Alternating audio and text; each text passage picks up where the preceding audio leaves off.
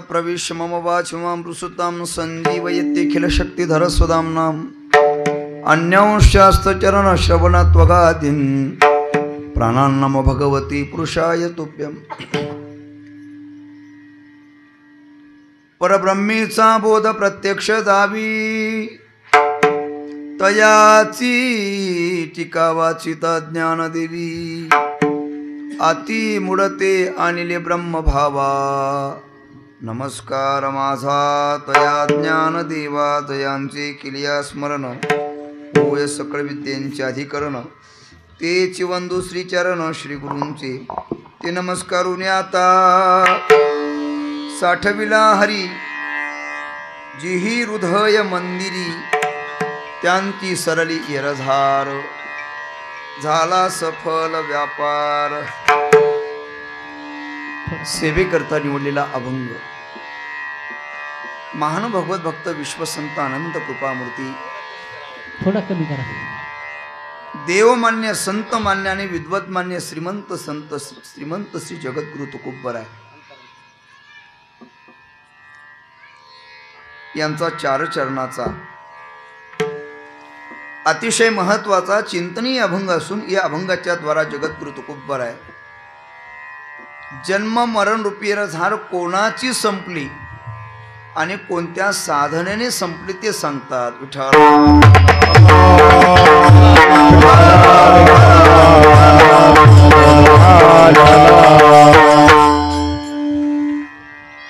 अभंगाचा सरळ सरळ अर्थ असा जगद्गुरु तुकोबर म्हणतात ज्यांनी हृदयरूपी मंदिरामध्ये देवाला साठवलं त्यांची येरधार संपत्ती आणि त्याचा परमार्थरूपी व्यापार सफल होतो। दोन चरणाचा अर्थ अभंगाच्या तिसऱ्या चरणामध्ये जगद्गुरु तुकोबर म्हणतात परमात्मा हस्तगत झाल्यानंतर भीती आणि चिंता राहत नाही। ज्याने परमात्मा हृदयामध्ये साठवला परमात्मा हस्तगत केला अशा ठिकाणी परमात्मा काही शिल्लक ठेवत नाही असा अभंगाच्या शेवटच्या चरणाचा अर्थ। चारही चरणाचा सरळ भाव तुमच्या पुढे मांडला। आता अभंगाचं प्रास्ताविक चिंतन करण्याच्या अगोदर अल्पसा पर्याहार देणं उचित योग्य प्रासंगिक माझं कर्तव्य। आज या ठिकाणी काय निमित्ताने कीर्तनाची सेवा आहे याचं कारण सर्वांना ज्ञात आणि श्रुत असलं तरी आपल्या येथील वैकुंठवासी नारायणराव दादा सोळुंके यांच्या 12व्या पुण्यस्मरणाच्या निमित्ताने त्यांच्या परिवाराच्या द्वारा अर्थात आदरणीय बापू आदरणीय आप्पा यांच्या अग्रणी येण्याचा हा योग प्राप्त झाला।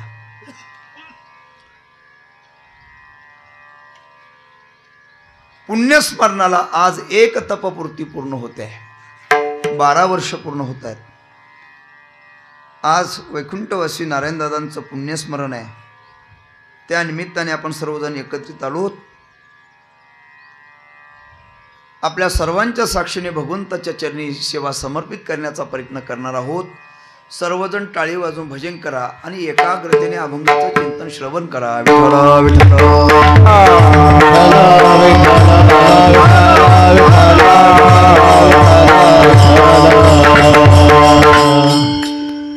अभंग तुकोबर यांचा असून या अभंगाच्या द्वारा जगद्गुरु तुकोबर आहे जन्म मरण रूपी रझार कोणाची संपली ते सांगतात। सज्जनो जीवनात सर्व विसरला चालेल पण 4 गोष्टी विसरू नका। 1 देवाला विसरू नका, 2 संतांना विसरू नका, 3 आई वडिलांना विसरू नका आणि 4 मृत्यूला विसरू नका। विठ्ठल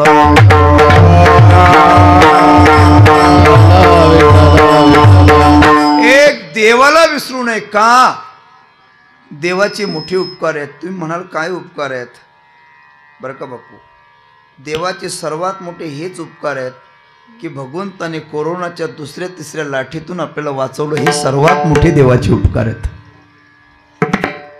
काय उपकार आहेत देवाचे आता काय उपकार आहेत म्हणण्यापेक्षा देवाने आपल्याला काय काय दिलं ते सांगतो। काय काय दिलं म्हणण्यापेक्षा एका वाक्यात सांगू का, जो देतो त्याला देव म्हणतात. विठ्ठला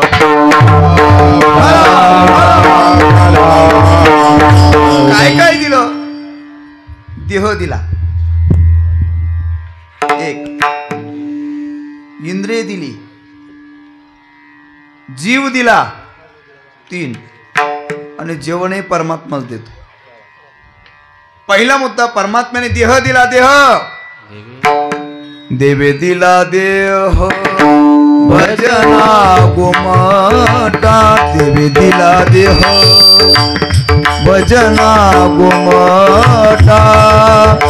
तोया झाला फाटा बाधिकेचा. तोया झाला फाटा बाधिकेचा. दिला देह भजना गोमटा. दिला देह भजना गोमटा. तोया झाला बाधिकेचा. तोया झाला बाधिकेचा. देवाने देह दिला, नुसता द्यायचा म्हणून दिला नाही, तो गोमटा दिला. ऐका, भगवंताने या देहामध्ये 3 प्रकारची शक्ती दिली. एक ज्ञातृत्व शक्ती, दुसरी भोक्तृत्व शक्ती आणि तिसरी कर्तृत्व शक्ती. मनुष्य जाणू शकतो, मनुष्य मानू शकतो आणि मनुष्य करू शकतो, अशी 3 प्रकारची शक्ती भगवंताने या देहामध्ये दिली. देवाचे उपकार आहेत. देवाने देह दिला, देवाने सुंदर अशा प्रकारची इंद्रिय दिली. दिले इंद्रिय हात पाय कान. मुख बोलाया वचन. जन तू जोडसी नारायण. नाचे जीवपण भवरोग. दिले इंद्रिय हात पाय कान. डोळे मुख बोलाया वचन.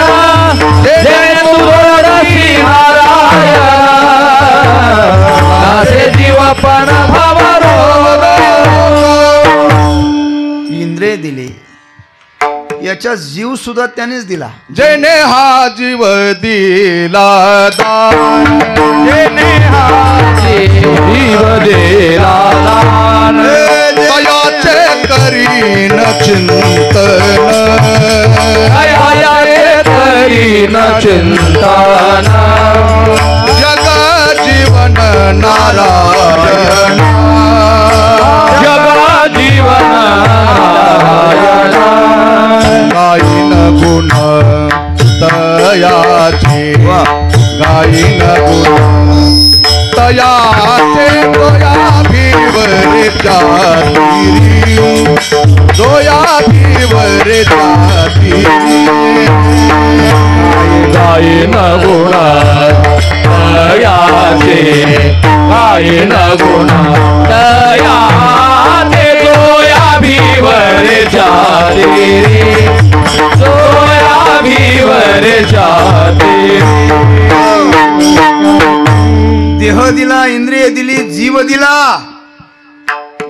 जेवणही परमात्माच देतो. एवढं सांगण्यापेक्षा जो देतो त्याला देव म्हणतात. देव शब्दाची सोपी व्याख्या आहे, जो स्वयंप्रकाशमान त्याचं नाव देव. चंद्र आणि सूर्य ज्यांनी प्रकाशित केले त्याचं नाव देव. समुद्राला ज्यांनी पाणी दिलं, चंद्राला ज्यांनी शीतलता दिली, सूर्याला ज्यांनी प्रकाश दिला, वृक्षाचं पान ज्याच्या सत्तेने हलतं त्याचं नाव काय आहे? देव आहे. देव शब्दाची सोपी व्याख्या, देवेसो देव, दुःखेसो देव. जो दुःखातून मुक्त करतो त्याचं नाव देव. जो प्रत्येक क्षणी देत राहतो त्याचं नाव देव. भगवान कोणाला गाण्याची कला देतात, कोणाला वक्तृत्व देतात, कोणाला नेतृत्व देतात. मला असं वाटतं वारकरी संप्रदायातील पखावज परदेशामध्ये पोचवण्याकरता आदरणीय बापूंना मृदंगाची कला देतात. परमात्मा देतो. या जगामध्ये परमात्मा 3 प्रकारे कार्य करत असतात. परमात्मा शक्ती देतात, परमात्मा बुद्धी देतात, आणि या जगामध्ये परमार्थिक कार्य करण्याकरता परमात्मा एखादी व्यक्ती पाठवून देतात. ती व्यक्ती नसतेच, ती दिसायला व्यक्ती असते, तो देवच असतो.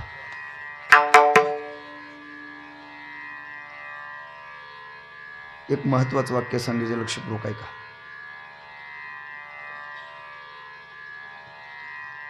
कोणाला श्रीमंती देतात, कोणाला दातृत्व देतात, आणि भगवंताचं विशेष प्रेम ज्या भक्तावरती आहे, परमात्मा त्याला वैराग्य देतात. परमात्मा त्याला वैराग्य देतात. परमात्मा देतो. कधी कधी संकटाच्या प्रसंगामध्ये जी व्यक्ती तुम्हाला भेटते ती व्यक्ती नसते, तो देवच असतो. एक गोड असा प्रसंग माझ्या वाचनात आला, तो सांगतो. काय झालं, एक श्रीमंत मनुष्य रात्रीचे 2:30 वाजले, त्याला झोप लागेना. वैतागला तो. टीव्ही किती पाहणार, मोबाईल किती चालणार. शेवटी कंटाळा काय त्याच्या मनात आलं, तो मंदिराकडे निघाला. काही काही माणसं परिस्थितीने श्रीमंत असतात पण झोपेने दरिद्री असतात. काही माणसं परिस्थितीने गरीब असतात पण झोपेने फार श्रीमंत, इतके श्रीमंत, इतके श्रीमंत. अशा कीर्तनात सुद्धा ते संधी जाऊ देत नाहीत, इतके ते श्रीमंत असतात. परिस्थितीने श्रीमंत पण झोपेने दरिद्री. काय त्याच्या मनात आलं, तो मंदिरात आला, देवाला नमस्कार केला. आणि देवाला नमस्कार करत असताना, मंदिराच्या बाहेर पडत असताना एका कोपऱ्याकडे लक्ष गेलं, तर एक गरीब मनुष्य हातामध्ये जपमाळा होती, नामचिंतन करीत बसलेला त्याला दिसला. हा श्रीमंत त्याच्याजवळ गेला आणि त्याला विचारलं, का रे बाबा इथं का बसला? रात्रीचे 2:30 वाजले, तू का नाही झोपलास, इथं का बसला? त्यावेळेला गरीब म्हटलं, काय सांगावं, माझी पत्नी आजारी दवाखान्यात ॲडमिट आहे. उद्या तिचं ऑपरेशन नाही केलं, ती वाचत नाही, आणि डॉक्टरला देणे इतके पैसे माझ्याजवळ नाहीत. मी अनेकांकडे पैसे मागितले, कुणी मला 1 रुपया दिला नाही. शेवटचा पर्याय म्हणून देवाकडे आलो म्हटलं.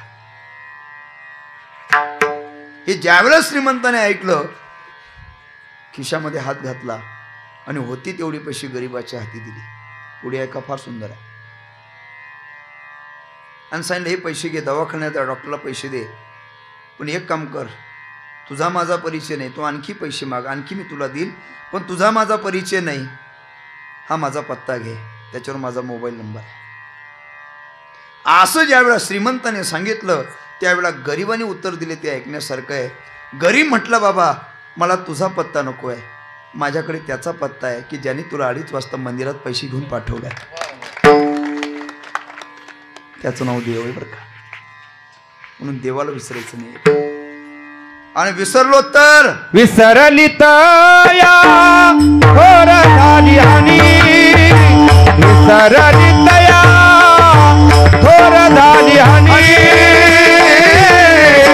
पद्धतील खाणे 84च्या पद्धतील खाणे 84च्या. विसरली तया थोर झाली हानी, विसरली तया थोर झाली हानी. पद्धतील खाणे 84च्या पद्धतील खाणे 84च्या.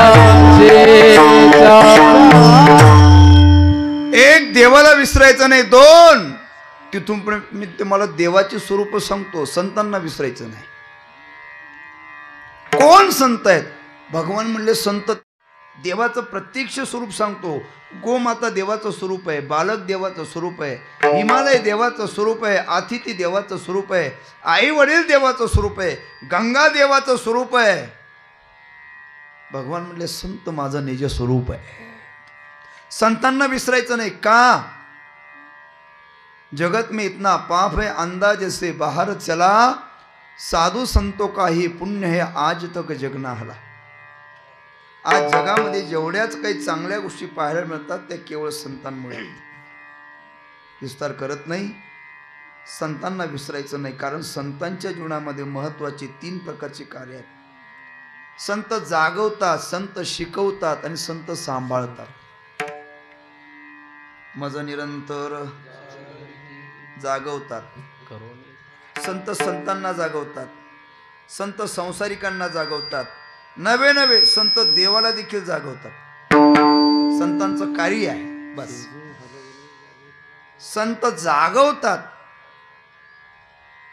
म्हणून संतांना विसरायचं नाही. उद्धारासी ठाव नाही भाग्य हे ना विनमुख चरणा संतांची विनमुख चरणा संतांची.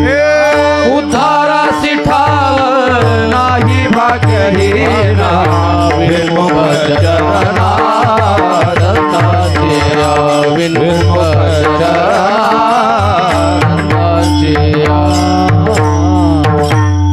संतांशिवाय उद्धारच होत नाही म्हणून संतांना विसरायचं नाही. संत जागवतात बर का.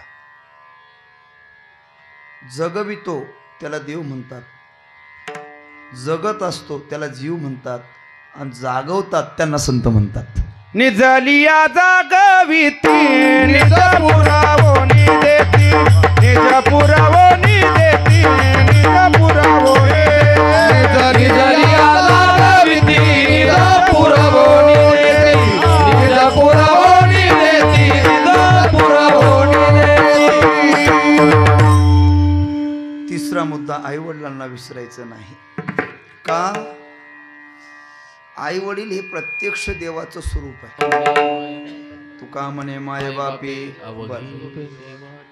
जगातली जेवढी तीर्थ आहेत, ज्ञानोबारांचं मत आहे सकळ तीर्थाची धुरी जी का मात. इथं सकळ शब्द आलेला आहे.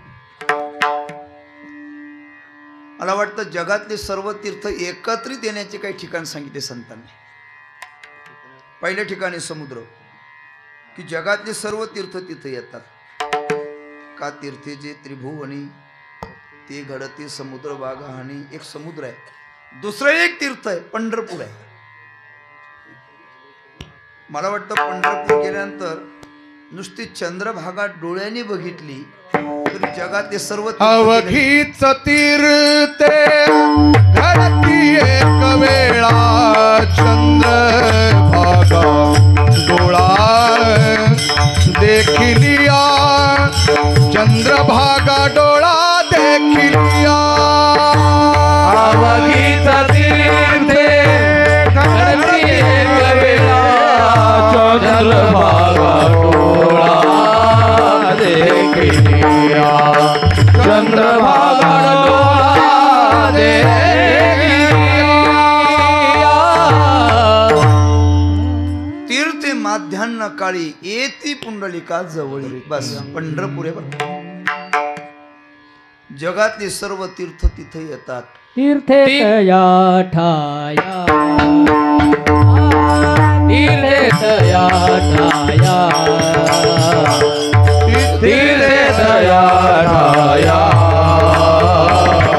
तीर्थे दया ठाया. तीर्थे पुनीत भावया येथे पुनीत भावया येथे पुनीत भावया येथे पुनीत भावया. पर्व काळ पाया पाया पर्व काळ पाया हे पर्व काळ पाया हरि पर्व काळ पाया. तळी वसे वैष्णवा तळी वसे वैष्णवा तळी वसे वैष्णवा काळी वसे वैष्णवा.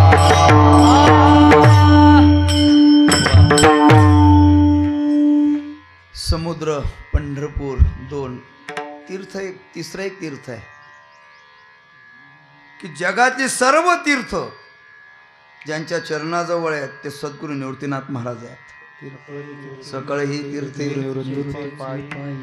पण ज्ञानोबारांचं मत आहे की जगातली जेवढी तीर्थ असते त्या तीर्थांच्या आधारीव म्हणजे आई वडील आहेत.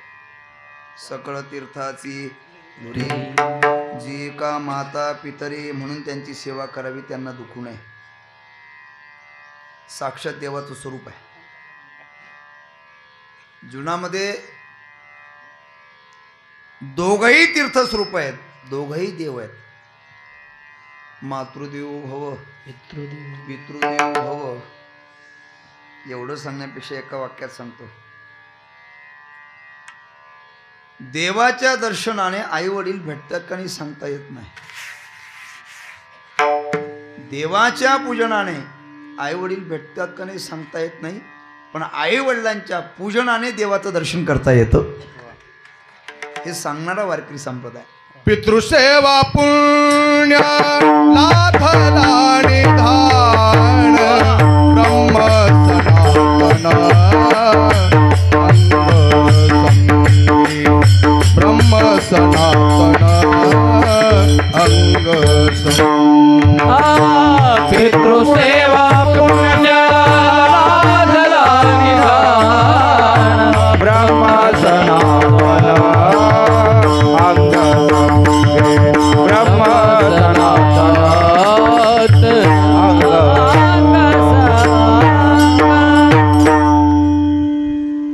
जीवनामध्ये आई माननीय तत्व आहे आणि पिता संरक्षणीय तत्व आहे. आई संस्काराचं पर्व आहे आणि पिता संघर्षाचं पर्व आहे. दोघही देवस्वरूप आहेत म्हणून दोघांची पूजा करायची, दोघांची सेवा करायची. एवढं सांगतो ते जोपर्यंत जिवंत आहे तोपर्यंत त्यांना दुखवायचं नाही, त्यांची सेवा करायची. आणि ते ज्या दिवशी देह सोडतील तिथून पुढे स्मरण केलेले सुद्धा पुण्य प्राप्त होत असतं, म्हणून त्याला पुण्य स्मरण म्हणतात. सांगेल मी आपल्याला पैशाने श्रीमंत होता येईल आणि आई वडिलांच्या सेवेने आणि त्यांच्या आशीर्वादाने समाधानी होता येईल. एवढा मोठा फरक आहे. म्हणून त्यांना दुखवायचं नाही, त्यांना विसरायचं नाही. आणि आणखी एक वाक्य सांगतो. ज्या दिवशी आपल्या वाईट वागण्याने आणि आपल्या वाईट बोलण्याने आई वडिलांच्या डोळ्यातून अश्रू पडतील त्या दिवशी समजून घ्यायचं तुम्ही केलेला परमार्थ त्यांच्या डोळ्यातून वाहून गेलेला असेल. आई वडील देवाचे स्वरूप आहे, त्यांना विसरायचं नाही. थोडस अभंगात प्रवेश करायचंय. चौथा मुद्दा मृत्यूला विसरायचं नाही.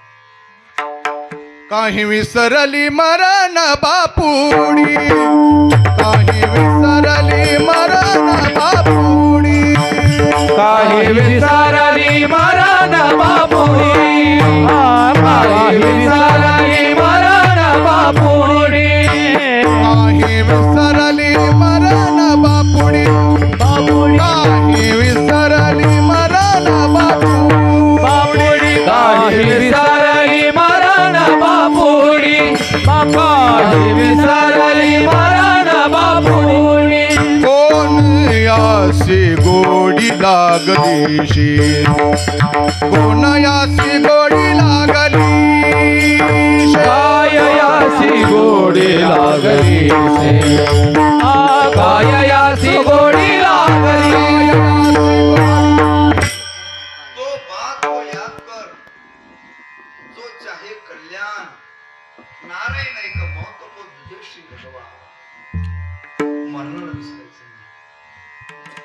मरण प्रभु का स्मरण कराने का. सांगेल मी आपल्याला मृत्यू देवता आहे, मृत्यू देवो भव. आणि या जगामध्ये कोणी असलं तरी प्रत्येकाला जावं लागतं. हा नाही येतं नाही म्हणून आल्या अवतार एका वाक्यात जन्म मृत्यूच्या सोहळ्याना म्हणून म्हणजे यापुढे एका वाक्यात येणारा हा जाणाराच असतो. ज्यांच्या वास्तव्याने इतिहास घडला ते गेले. आपण कोण? शहाणे माणसाने मृत्यू डोळ्यात ठेवला. चार गोष्टीचं चिंतन दररोज करत जा. जन्म मृत्यू जरा व्याधी दुःख दोषान दर्शन. भगवान परमात्मा भगवद्गीतेमध्ये सांगतात.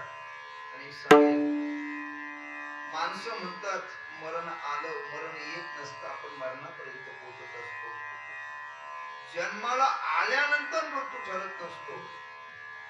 काय संशोधन आहे ज्ञानोबरायांचे. ज्ञानोबराय म्हटले मृत्यू उदराचे परिवरी गर्भ दिवशी एक श्लोक सांगतो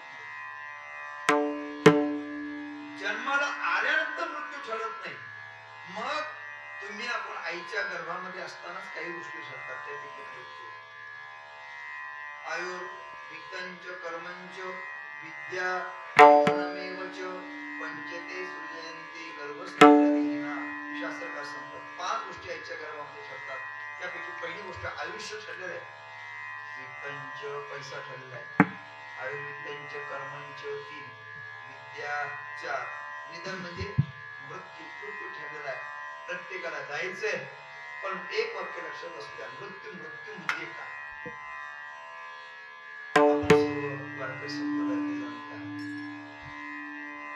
वारकरी संप्रदायाच्या परंपरेमध्ये मृत्यू दुःखद नाही मृत्यू उत्सव आहे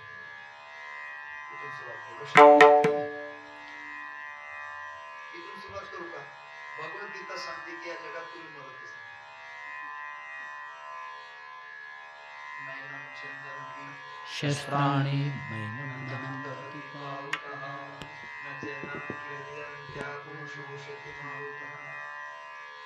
एका कवीने फार सुंदर लिहिले ते म्हणजे या जगात कोणी जातच नाही दूर जाते नहीं कोई चलते चलते दूर जाते नहीं कोई चलते चलते आते यही सभी कपड़ा बदल बदल के आदमी सोया जमीन पर लोग कहते मर गया वो बेचारा था सफर में आज अपना घर गया मृत्यू म्हणजे काय ज्ञानोपराय म्हणजे मृत्यू म्हणजे कपडे बदलणं तैसे जीर्ण वस्त्र मग मग नको वेळी जे तैसे ध्यानतरा ते स्वीकारी जे चैतन्य जीवना देखे मरण जीवना देखे मरण धरी नवी सांडी जीर्ण धरी नवी सांडी जीर्ण हरी संचित प्रमाण भव शुभ शुभासी संचित प्रमाण भोग शुभ अशुभ मृत्यू निश्चित आहे पण मृत्यू म्हणजे काय मृत्यूची पहिली व्याख्या मृत्यू म्हणजे कपडे बदलवणं मृत्यूची दुसरी व्याख्या आपण आपल्या जीवनामध्ये केलेलं चांगलं वाईट कर्म याचा भगवंताकडे हिशोब देण्यासाठी जाण्याचा दिवस त्याचं नाव काय मृत्यू मृत्यूची तिसरी व्याख्या स्त्री आणि पुरुष यांच्या देहातील बदल जो जाळून नष्ट करतो त्याचं नाव काय मृत्यू मृत्यूची चौथी व्याख्या स्थूल देहाचा आणि प्राणाचा वियोग याचं नाव मृत्यू 4 मृत्यूची 5वी व्याख्या या जगामध्ये कितीही मी म्हणणारा असेल सांगू देव न म्हणणारा असू द्या जगत तुझ्या इच्छेने चालत नाही जगत परमात्म्याच्या सत्तेने चालतं शेवटी जाताना सर्व सोडून जावं लागतं इथं तुझं काहीच चालत नाही अशी साक्ष देणारा सुवर्ण क्षण त्याचं नाव आहे मृत्यू 5 मृत्यूची याच्या पुढची व्याख्या जो तुम्हाला पापातून थांबवतो त्याचं नाव मृत्यू जर माणसाच्या जीवनामध्ये संगती चांगली नसेल तर चुकीचा आहार होतो परिणाम जीवन बर्बाद होतो पुढे तो पापाला सुद्धा पाप समजत नाही जो तुम्हाला पापातून थांबवतो बस करा त्याचं नाव मृत्यू आणि मृत्यूची याच्या पुढची व्याख्या सांगतो जो तुम्हाला दुःखातून थांबवतो त्याचं नाव मृत्यू लक्षपूर्वक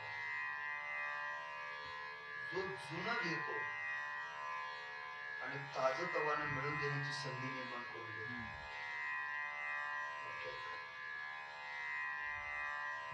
गुलाबासारखे डोळे सफरचंदासारखे गाल बाल्यपणाचं जीवन कसं असतं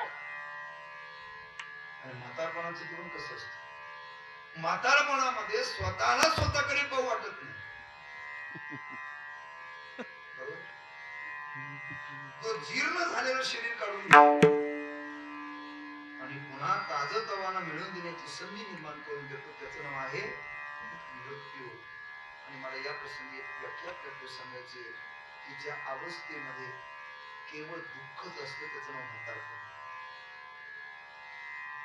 म्हातारपण अशी एक अवस्था आहे की की जी अवस्था येऊ असं वाटत नाही. कोणाला वाटतं ही अवस्था? बोला. म्हातारपण ही अवस्था असं कोणाला वाटत नाही, पण आल्याशिवाय. बरं, आल्यानंतर आपण काय करू शकतो? काहीच करू शकत नाही. हार झाला तर पांढरे झालेले केस काळे करू शकतो. दुसरं काय करू शकतो? ज्या अवस्थेमध्ये ही नाही का स्वतः इंद्रिय स्वतः धोका देतात. घरातली माणसं परकी होतात. डोळ्याने दिसत नाही, कानाने ऐकू येत नाही, खाल्लेलं अन्न पचत नाही, पाहिजे तो मान समाजात राहत नाही, मुलं नीट बोलत नाही, स्वतः कमवलेली संपत्ती पण खिशात एक रुपया राहत नाही. त्याचं नाव धोका. स्वतः इंद्रिय स्वतः धोका देतात. वाक्य सांगतो, केवळ मरण येत नाही म्हणून जगावं लागतं. मरण भले परी काय अवकाळायसी, मरण भले परी काय अवकाळायसी, मरण भले परी काय अवकाळायसी, मरण भले परी काय अवकाळायसी. संसाराचा धाक निरंतर आम्हाची, मरण भले परी काय अवकाळायसी, मरण भले परी काय अवकाळायसी. हो संसाराचा धाक निरंतर आम्हासी, मरण भले परी काय अवकाळायसी, मरण भले परी काय अवकाळायसी. मरण येत नाही म्हणून जगावं लागतं.